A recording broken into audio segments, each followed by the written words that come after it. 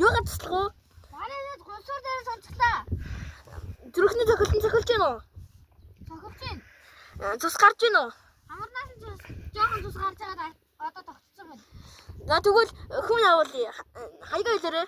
Будгай аймгийн Вайнуус сумын 18-ийн талд бай. Будгай аймгийн Вайнуус сумын 18-ийн талд бай. Наанаас Улаанбаатараас 100 км. Хүүхд ингэ тагалж болдгоо шүү. Тоглоогүй байна. Манай тухай алдсан. Нэг юм чинь ирэхгүй юм шиг нэг болох юм. Ямар нэг ширээ гарах юм. За болчих.